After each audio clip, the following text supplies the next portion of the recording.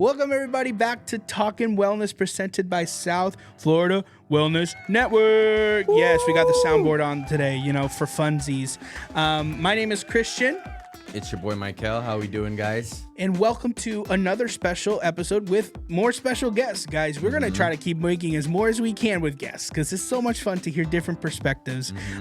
This month is a huge month. And the reason is because it's mental health. Tell me the name one more time. Acceptance Month. And every episode in this month is going to have something to do with mental health. And we're going to call this month-long series Mental Health Matters, okay? And the goal of this series is to quite literally shine a light to mental health and the importance of taking care of your mental health. Sometimes in life we love to take care of every other thing except our mental health, right? We go to the gym and we work on our physical health, right? Our nutrition, we work on our families, we work on relationships, we work on our jobs, trying to make sure we don't lose our jobs, right? Try to do the best we can. But the last thing we focus on is our mental health. And we see, and us as peer workers, we see that literally every day when we work with the participants that come to South Florida Wellness Network. So today we're going to share a very fascinating, at least to me, experience where we're going to talk about the family perspective.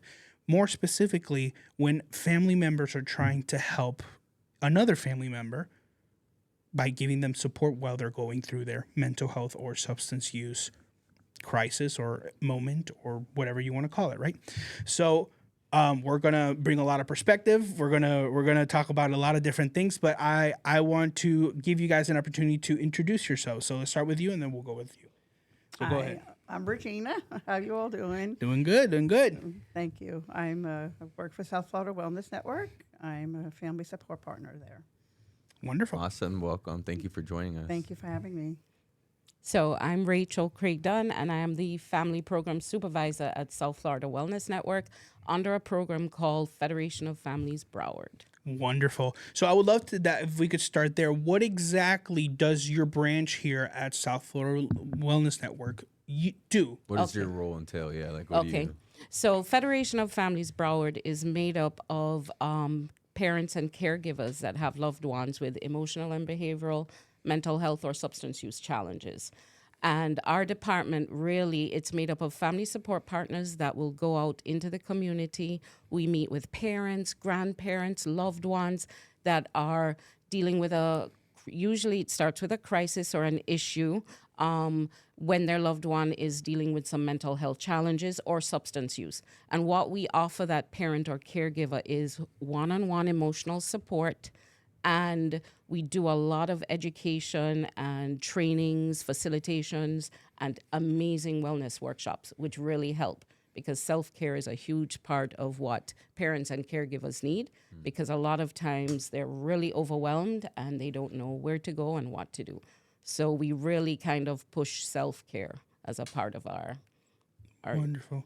Yeah, I just love that, because I've noticed, especially with some of the participants that I'm working on with, or some of the people that I've met in the past, I feel that oftentimes it's the families that really don't know how to handle the situation, so they go to extremes to try to solve it. Right. When all they really need is just some extra support, right? That's true. So I love what you guys do. I remember when I started working here and they explained to me the family department, I immediately was like, perfect, right? Because we're working with individuals, but at the same time, these individuals have parents, have siblings, have grandparents, have important people in their life who want to support, just don't know where to start or how to do it, right? That's so true. So, and what I appreciate a lot that you guys do also is you have support groups for those individuals, Yes, we do. which I think is so huge, right? Finding support in people who have a similar story and being able to connect in that way, I think is so powerful.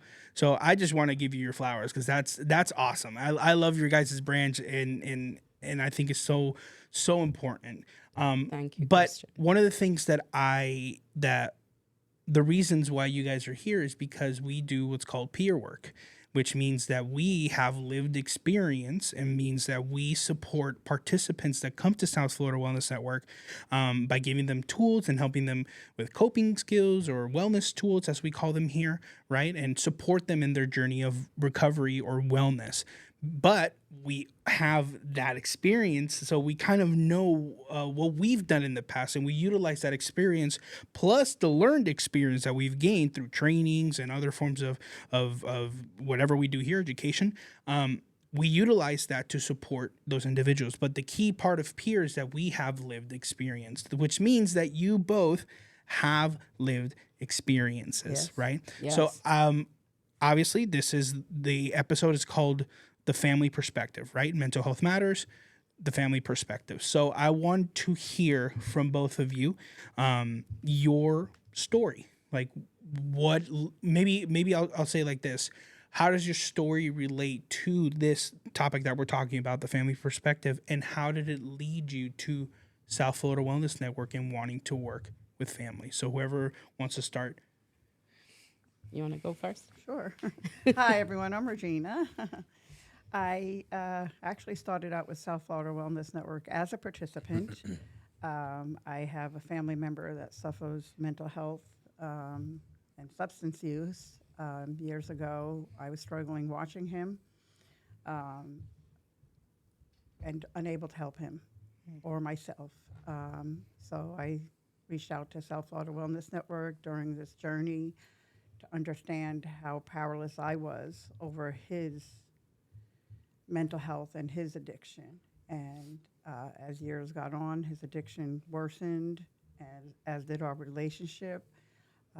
However, I found so much peace and restitute in being employed here at South Florida Wellness Network, which was my purpose, because families don't understand how each other's behaviors or tendencies or addictions affect each other.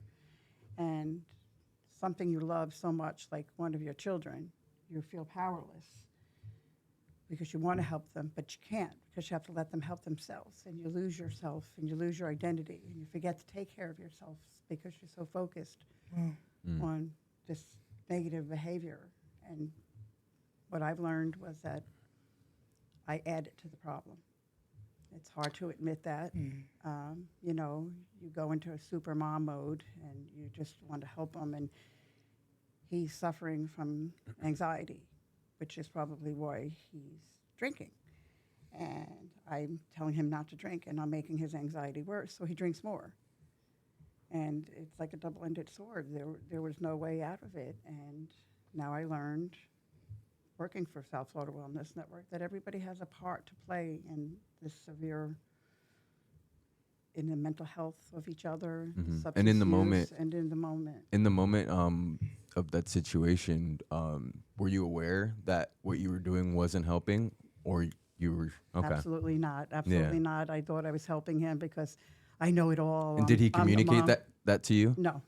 He just closed down, and that's when I recognized that there was some mental health issues going on here as well. It wasn't just substances, and he joined one of the forces, you know, the military forces, and he came home with PTSD.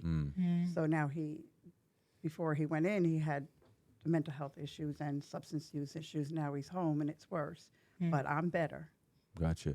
My last question: do you think he would have been perceptive or open to communication at the time? Do you think he was at a place in his life where he was kind of just struggling and not open to help, or do you feel like you just couldn't find the right feel like way he to was help open him? for help, but I didn't know how to introduce it to him Because of that I lack was of so communication. I was so worried about fixing him and being the mother, you know, the mother hen that knows it all, which I knew nothing. Yeah, I mean, we've done a lot of podcasts. It comes out a lot of trauma, a lot of issues usually stem from communication or lack of. that, I didn't know how to introduce it to him. No, yeah, and it's not your fault. I mean, I say it a lot too, because I used to be very mad at my mom when I was growing up, as every kid is. But I learned that in other relationships, like I had a girlfriend, and I saw how she was with her parents, and I saw her parents that just because I guess from an outside perspective, you could see how they're trying. And I remember I saw a quote, and it was, "Parents don't have instruction manuals," and that's exactly what it is, you know. Especially if it's your first kid, second kid, you don't know what you're doing, exactly how to do it. It's true. There's a movie about that, right? Instructions not included or something like that. Yeah. I know there's a movie. I That sounds familiar. And Or it should be a it's movie. true. No matter how many books you can read, because there's kids' books everybody's different. Everybody's different. Everybody's completely different, you know. I didn't So- know his formula. Exactly, Yeah. you know. Yeah, So- with Eugenio their best. Yeah. Instructions not included. Beautiful movie. Very sad, but recommended. It's a lot. I it like has to movies do- like that. Yeah. It's a story of a father who he had a baby with on a one night stand with a woman, and the woman I think she passes away, and the kid, like, now she's like 11, she just shows up at his doorstep. He's like, now you got to take care of me.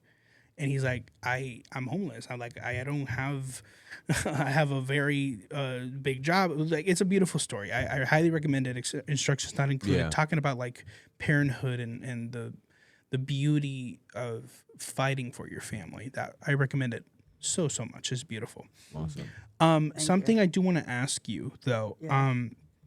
And it's one of the questions that we have written here, because I think it might help some family members who might not even understand or know if their family member's struggling. When was the moment you realized that loved one was going through a challenge? He was about 16. I knew he was, or at least I thought he was smoking cigarettes at the time. He got involved with a girl. It was about, they were sitting out front. It was about 11 o'clock at night. I guess they had a disagreement. I was sleeping. A woman police officer came into my room and woke me up. She told me they just took my son. They had to Baker Act him. And there was nothing I could do at that time. He did say he wanted to, hurt himself in one way, shape, or form. I don't know the entire story. However, that's the first time I realized that there was something going on more than I thought. I appreciate you sharing that. Thank you. So let's shift gears. Rachel, I would love to hear a little bit of your story too, Okay. as it pertains to Right. this topic. Okay, so over 7 years ago, first of all, I'm the mom of 2 amazing young adults, right? And both of my children are my life and were my life. And I would say our family was going through some trauma over 15 years ago. And so it eventually led to divorce. And I think that was the beginning of the catalyst for change in my family. So the divorce and the family dynamic shifted, and I began to see in my loved one withdrawal, a change in behavior. Somebody who was always very sweet and communicative and loving became more sullen and quiet and started to hang out with a different set of youth that were smoking. And he never smoked. He never smoked. He didn't drink. That was not his, MO. And eventually he did begin to smoke. He began to smoke weed, and then it went to opiates. And that was the beginning of change that I saw with my loved one. And I realized that, as Michael said, parenting doesn't come with an instruction manual. And I came from a background, and I think culture has a big part to do with, Absolutely. How we parent. We talked a lot It's about that. huge. And I grew up in a family that was extremely creative, and we were very communicative. So everything was always out in the open. And so I would say to my loved one, what's happening? What's going on with you? But I realize now, I can look back now and say, it wasn't probably in a very loving way. It was probably in a very, you have to fix this. What's going on? I don't have time for this. We're going through so much now. So maybe at that time, I wasn't as supportive and loving as I could have been. I thought I was, but now looking back. So I came to South Florida Wellness Network 7 years ago as a parent looking for help for my loved one. And what I found was help for myself. Because it really shifted the narrative in how I saw things. I could take a step back and stop trying to fix my loved one, and really started focusing more on me and working on me. And in doing so, it shifted how I communicated with my loved one And that was what changed our relationship totally. You mind me asking, how difficult was that shift? That shift was huge. It took years in the making because before I was trying to fix him, trying to fix. And because I didn't think anything was wrong with me, right? I'm this wonderful super mom and I'm trying to hold it all together and I'm doing everything, right? Sound familiar? Right, I I'm agree. trying to do everything to pay the bills and put food on the table and have my loved ones safe. And I realize now that my youth that I loved so much was in pain and I couldn't fix it. And for a parent, that's extremely hard. And then when substances come into the mixture, especially from a cultural thing where I never smoked, I didn't drink. I mean, it's all out there, but we didn't do that in my family. So I had no kind of background of that. It was really hard. And I can think of, saying things that now I look back and go, how could you say that to your child? You're an addict or you're doing this. Or now I can look back and I've asked forgiveness. I have made my peace. I love and adore my children, and they're in recovery and they're both doing well. And that loved one is amazing. And what I've found is that I am now able to help other parents and caregivers through my own lived experience. Because I think for a lot of us, especially if we come here as immigrants or from a different culture, our fear is keeping our children safe. Yeah. Right? And especially if our children are of color. That's an even more pronounced issue for some of us. So I realized that my deep fear was jail or death. I had to really face that head on And for not my for loved one. yourself. Not for myself, for my loved one. That was my fear. And I realized that I was parenting in a fear-based mode, Yeah. out of fear. Fear is So tough. fear man. is horrific. Fear is Yeah. the big mountain to climb, Fear especially when it is comes to taking horrific. care of your loved ones. I've obviously I haven't gone through that type of experience because I'm not a parent yet, but I have gone through the experience of seeing a loved one in a very dark space, and all I could feel in that moment was fear. Because I don't want to get into too many details because I don't want to expose or out them or anything like that. But they were going through their own little mini crisis, and it led to a hospital visit. And in the hospital, that's when they had their big outburst, right? And I'll never forget. We were sitting there in the hospital room, and as they're having their outburst, they're screaming at me, please take me with you. Don't let me go, please. And I'll never forget the way it made me feel afterwards, because I had to sit in the waiting room and just like let it sink in.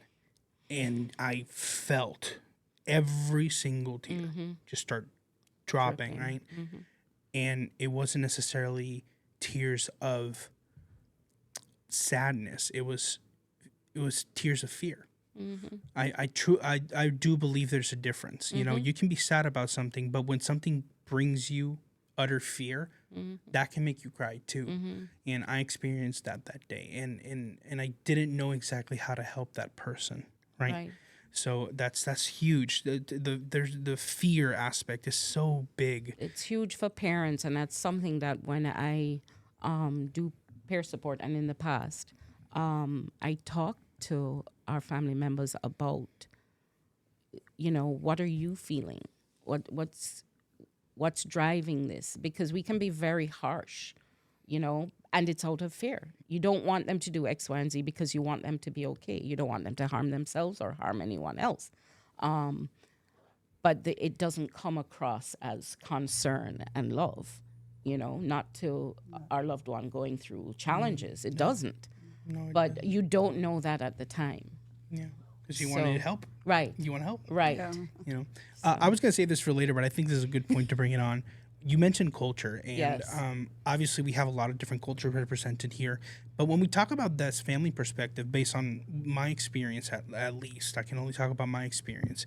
I've seen that there is, when it comes to promoting wellness and when it comes to supporting family, culture can have a big part into how that looks, right? For example, in my personal family, there's traditions that come from Latin America, specifically from Puerto Rico, that are considered normal and that are considered part of everyday parenting. Right. However, they can be detrimental to the growth of a child, right?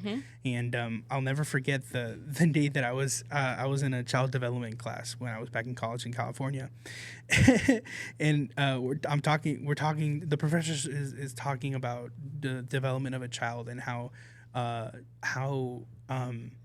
damaging spanking your child can be, and how traumatic it can be for their future. And all I could think about was like, oh my God, that explains a lot. Right. Right? Because it's a culture thing. Right. So I wanted to ask you, because you guys have a lot of experience working with different families here in Florida. Right. And I would say that Florida is the perfect example of working with a multitude of cultures, everywhere from the Caribbean to South America, to Native America, to America in general, the United States, right? So there's a multitude of cultures represented, even here in Hollywood, Florida. Right. So based on your experience and based on the experience of the participants that you've worked with, what would you say? What's your opinion on that idea of culture having an impact on the way we support our family? So I think that culture has a huge impact on how we support our families, and being in this role, we've supported families, as you said, we've had families from the Caribbean, from Jamaica, from Haiti, I've had families from Asia, from Europe, from all over the U.S., and everyone parents differently. And as you said, those cultural nuances come into play. In certain cultures, you spank your child because you think that's discipline. That's what you were taught, and that was what was passed through generations. And then you can have different cultures within culture, right? Absolutely. I was brought up between England and Jamaica, and my parents never spanked us or beat us, but all the other children in our neighborhood were spanked and beaten. That is a part of that Jamaican culture. I was about to say, I'm surprised your family didn't beat you. No. Yeah, it's very common in Jamaica, but for my family, they didn't grow up doing that, and they didn't do that to my sister and I. We were very blessed. And I can look back now and realize that I could be how I was because of the support I got within my family. You know, when I think back to the traumas I've lived through, I didn't try certain things, and I think it's basically because I had a lot of support and a lot of love and a lot of communication that was positive. So in looking at parenting my own kids, when I could take a step back, when I came to South Florida Wellness Network, do all the education, the RAP and the peer specialist training and WAM and all of these trainings that we do, I could then hone in on myself and say, okay, where does this put me and how can I make it better for parenting my child now? Because no matter what age we are and our children are, you're still a parent. And we serve parents that have youth from ages 4 to ages 60, Right. literally. And all the parents come to us with is trying to communicate and help their loved ones. And the fear, they have that The fear. fear is what drives them because they're scared that their loved one is going to end up in jail or dead. Yeah. And I mean, I can say it now, but years ago, I probably couldn't say it until I realized that was what the fear was. That's the fear that was driving me. And now I can speak freely with other parents about that. And it really gives them a place of commonality and social connectedness with you because they realize that's what I'm scared. I'm scared for my youth. I'm scared for my loved one, you know? And when we can talk about that and then they can move through and start honing in on themselves and looking at how can I speak differently to my loved one. So, I mean, communication is huge. communication We had and a- language, positive language, Yeah. I think is also a huge part of Yeah. changing that narrative. Yeah, we even had an episode, I think it was 3 episodes ago, where we have Brie and Lauren come on through and talk about relationships and talk about the importance of communication in that, right? Right. We all struggle with it. I've shared my story and I've shared my struggles with it, and I've seen the negative effects of not communicating, right? Right. It can lead Right. down a dark path. Right. So I really like that perspective of communication being something that you guys hone in on, right?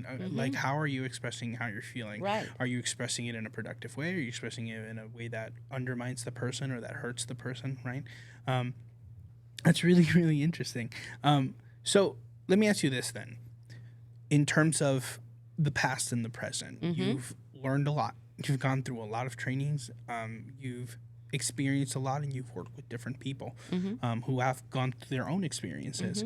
How has that molded the way you parent today? Because once a parent, always a parent, right? Yeah. Once a family member, always a family member. So how did those experiences and education, shape the way you have that relationship with that person today? Immensely. I have a third child who's young, still at home. We were raised in a different culture, which changed the upbringing of my older two. However, I've learned to communicate better with him, let him be himself, be open, be honest, give him the benefit of the doubt, what he's thinking. So it taught me to approach problems differently. Am I answering the question correctly? No, yeah, you are. I don't think there's any wrong answers here. I think that was perfect. No, yeah, and he's a gifted young man. But I see him in different ways than I did my older two, because I grew up. I opened my eyes. And it's not all the children, you want to blame them. It's easy, they're young, they make mistakes, but it's our job as a parent to guide them the best that we know how. And I wasn't taught the way Miss Rachel was with communication. We were deathly afraid of a wooden spoon. We were brought up in an old-fashioned Italian home, and that's what I thought I had to do to my children, to teach them to be afraid of and to respect me. But it's quite the opposite, because you have to have that communication. See, it comes back to that culture thing. The It's trust, so impressive. Trust is very important. Be able to trust your child with what they tell you and what they want, Trust. because they have dreams, they have admirations, they have self-esteem, they have hurt, they're being bullied. There's things that are triggering them that I think we forget sometimes we kids are discount people it, yeah. themselves Right. That's it. with emotions. we're too and busy trying everything. to be their parent that we forget that they're a person and they're going They're a through person. whatever age they're at. Kindergarten is hard, 10th grade is hard, 6th grade is hard, and there's a lot of pressure for them A lot. out there. And everything is open, all the different kinds of narcotics, the drinking, sex. You got to be very mindful, and the more you educate yourself as a parent, I noticed it gives me a different perspective on my now 18-year-old son. We have the best relationship ever because I went through what I went through, and because I learned what I learned. Yeah. Just like you said, I think the best thing that generations can do for each other is have appreciation for what each other is going through. Correct. And then you're going to have that respect amongst each other love to that. understand each other's problems. Yeah. And that's where a lot of the breakdowns in communications and trauma and all that stuff stems from, is because, when I was back in my day, I didn't have to deal with that. I walked 10 miles in the snow. Exactly. So, like, it's a lot of people trying to compare their upbringings, and it's like, well, I'm not in that situation now, so how Correct. can you expect me to have that, you Correct. know? So I think if people learn to just admire and appreciate, hey, I grew up differently than that person, that doesn't mean that I'm better or less, and we need to treat everybody equally, you know? Yes, I I agree. think that's the biggest problem with a lot of breakdowns in communication or relationships and stuff like that. I think I know agree. so.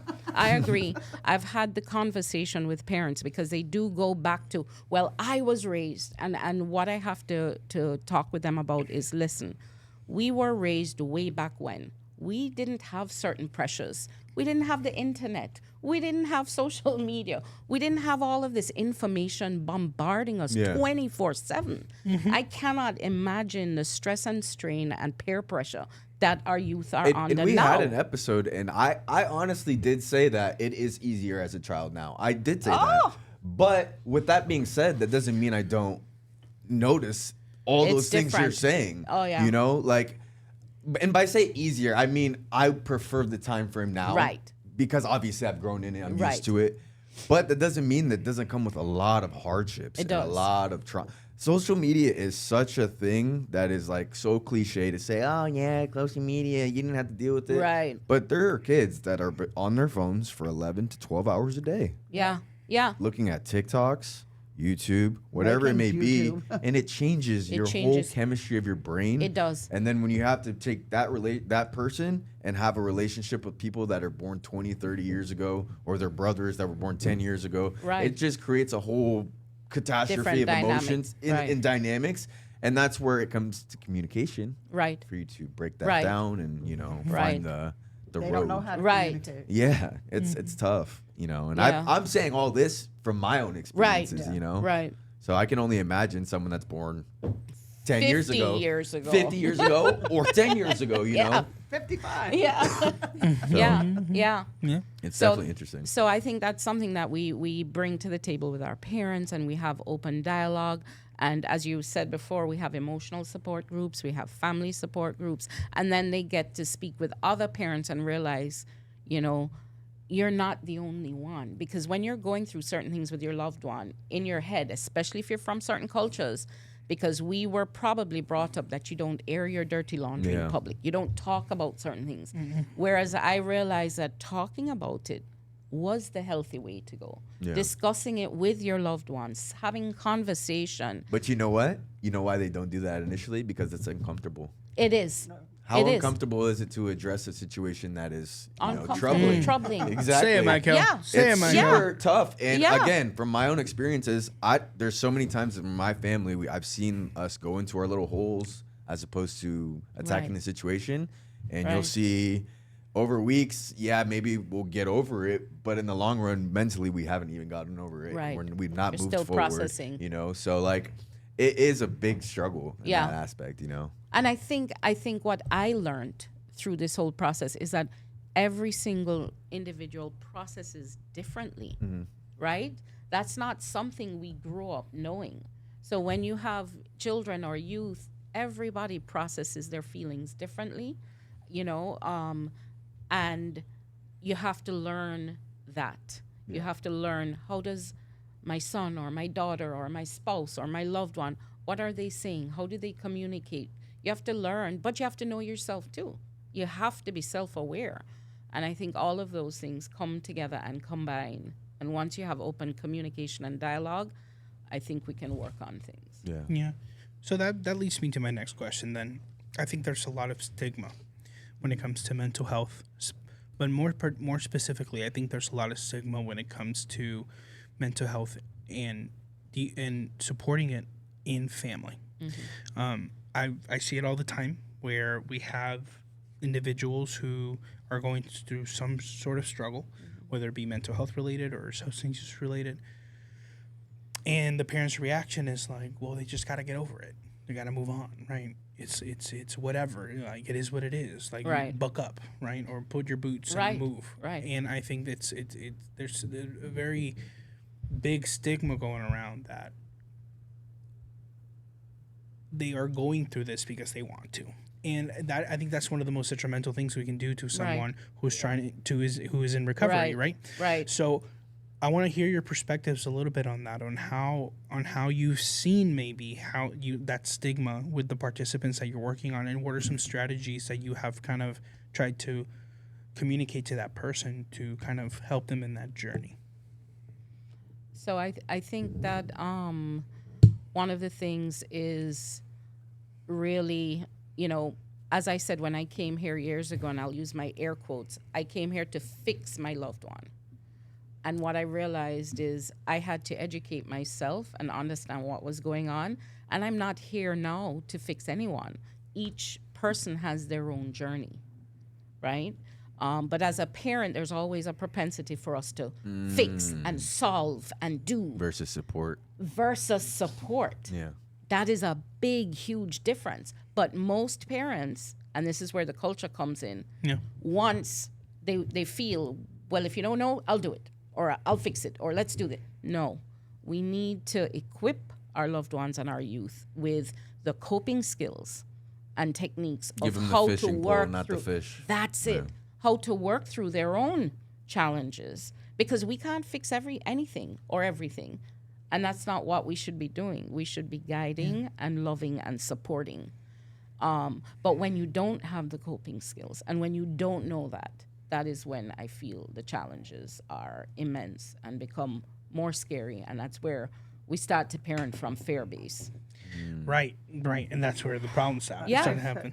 Yeah. I've had a participant quite the opposite. Their child was experiencing drug use and behavioral issues. And the participant's reaction was, well, they started it, they need to fix it. This is not my problem. So to navigate that with a parent was, coming from my perspective, who wanted to do nothing but fix my child, it was awkward. And to see it from the child's, their loved one's point of view, Perspective. as how much that they did need their support, and they did need to confide in them, and they did need to communicate with their parent, and the parent wouldn't have it, because usually, from what I've learned, when there's substance use, there's mental health issues. So there's more there than meet the eye, but the parent just pretty much wiped her hands of it. And so there's a whole different spin on that whole situation with that fear. It's almost like they were disowned, and, instead of working them through it, we overworked it into where they're underworking it. So that can be a challenge. Yeah, too, and that's the spectrum that you That's so see. interesting. You Yeah. have Right. those parents that are trying to fix everything, and then you have those parents that don't care No, to they fix don't anything. care. That's They're your done. problem, Right. Yeah. Right. Figure it out. And I see that, I tend to see that in families that have. What do you see more? So we see both. I've seen in families where we have More. 5, 6 kids, and the first 2 or 3 have been having mental health and substance use issues. By the time it comes to the last 2 or 3, those parents are done. So if those youth are getting into trouble, they're overwhelmed, they're exhausted, they now know, And you'd hope it'd be the opposite, more so like, No, well, they they've are learned, so spent. now these kids are No, doing good. but that's where prayerfully they will get support at that point, hopefully. And then they can get the coping skills because they didn't have it earlier on. And then you go through the systems. But I have to say, Tolerance level, I yes. think. And I have to say, in Broward County, I've seen a lot of support in different systems. I've seen the court system has support there, which years ago it didn't. Now we have an amazing mental health court, which is far better than, other places. So we have a lot of things in Broward County that I think are positive, and it's to get information out to parents that they are not alone and there is support. And the one good thing about us is, come and we will work with you, and there's no charge to you, and it's confidential, and so we can help surround you with support and emotional support, and then get you the education and the understanding of what's really going on in your family dynamic. Love and the guidance. And love and guidance. Because what we do see is things coming down from generation to generation, and Absolutely. trauma happening within families. So, and the Mental Health Acceptance Month, we're coming to realize that a lot of mental health is a lifespan work. So we have parents that the youth may be starting at age 8, 9, 10 to manifest certain behavior, and have been Baker-acted or certain things have happened. That is not maybe what we would call a one-off, right? But the parent at that point thinks this is just happening now and they're going to get better and that's it. But if it's it I could be a thought more that. severe mental health diagnosis, and this is not just going to be one time, how do we equip that parent to help support their loved one through the lifespan? Absolutely. So that is what the family department is doing. It's a lot, and each family is different. Yeah. So I agree.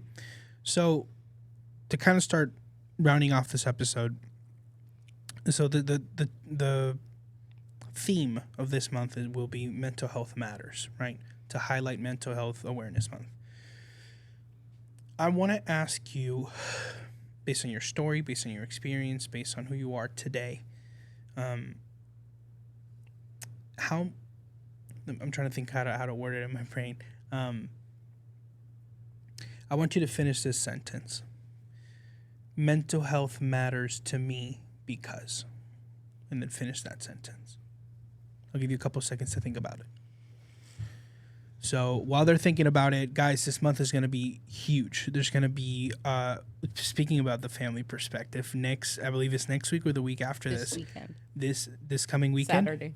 We're going to have, say it again, please. The Mental Health Acceptance Youth and Family Day. Yes. May May the 4th be that part with of Field you. Day?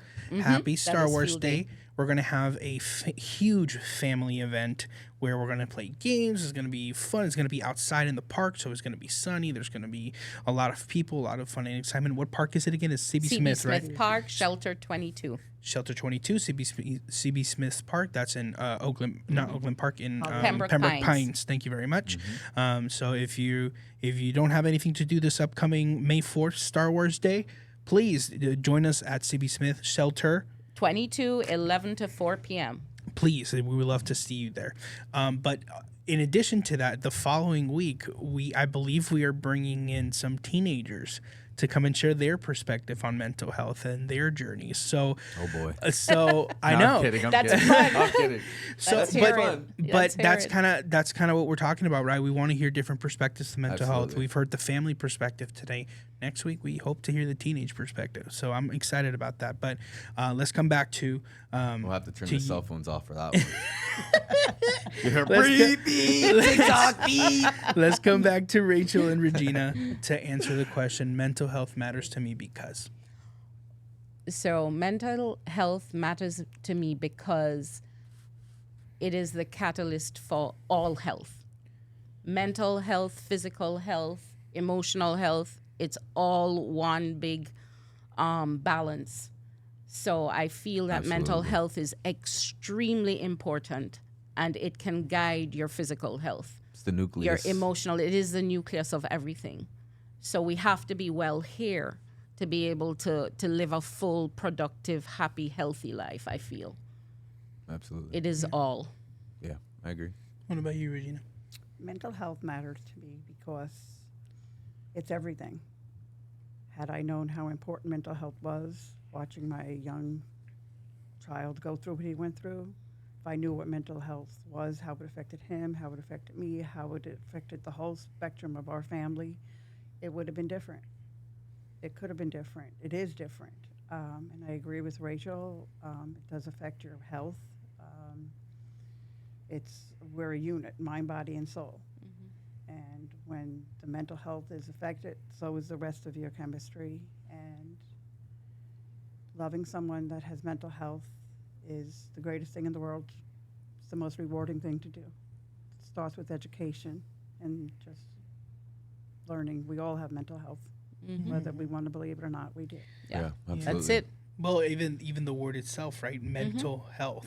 You know, it's healthy mind. Yes, healthy mind. Once you have a Like, brain, you you have a mental brain, health. you have mental health that you got to Once you keep have a track of, brain, right? yeah. And it's people forget Healthy that mind, all the healthy time. body. Exactly. Healthy mind, healthy body. Let's you learn, know? people. It's even for those of my fellow biblical people, is biblical too. It you is. know? Exactly. Yes, it right. is. That, yeah. The It Bible is. talks I always love to say temple. that Jesus was the original therapist or Yes. psychologist, because if you read the word, there's so much talk of taking care of your mind, your Yes. emotions, right? Be slow to anger. Turn Yes. your eyes upon Jesus. What is it? tongue. The tongue. yes. Be careful of your tongue. Yes. The mind not of the world, but set Most onto poetry God. leans towards More poetry. biblical Philosophers stuff. talk about Exactly. talk about It's all mental health. mental health. It all comes down, Mental like you health said, matters. the nucleus. Mental It is health the nucleus. matters. You said Yeah. it perfectly. So I want to thank you both for being here and for sharing the family perspective. Thank you for I having think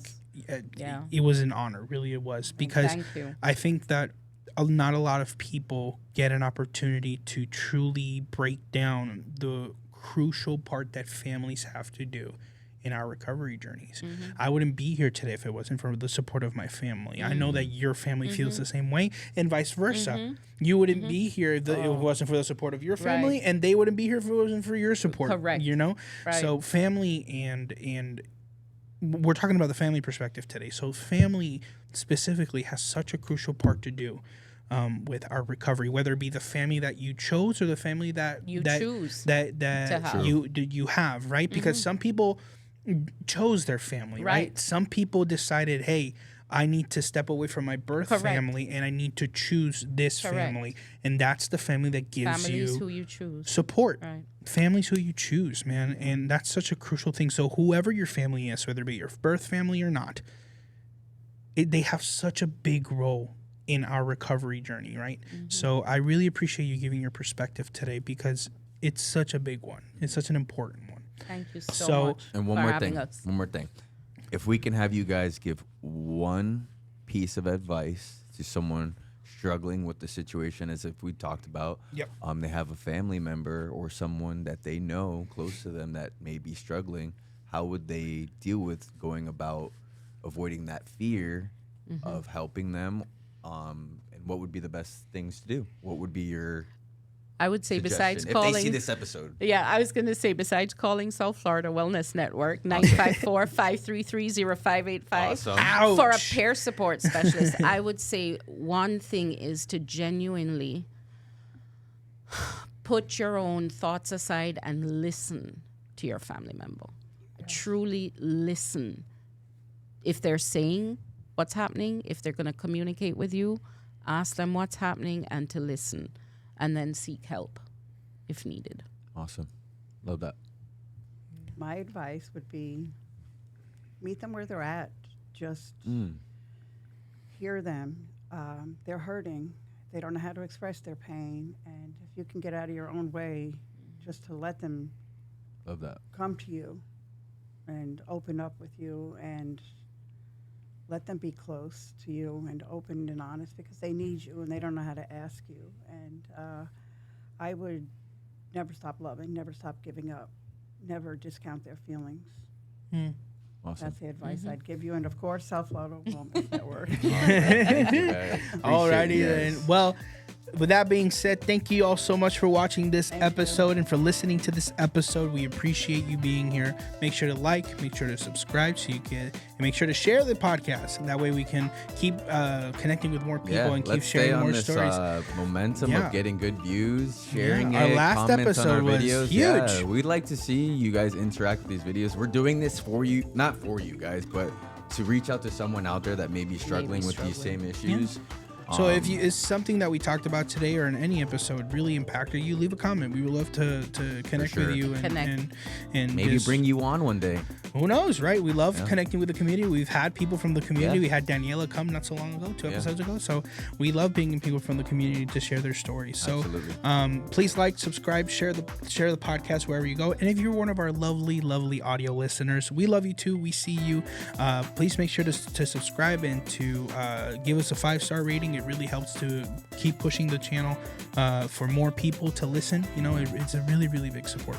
That being said, my name is Christian. Michael, my co-host here. Kayla couldn't be with us today, but hopefully she'll be back next week. Yes. And we will see you guys in the next one. Bye-bye. Bye.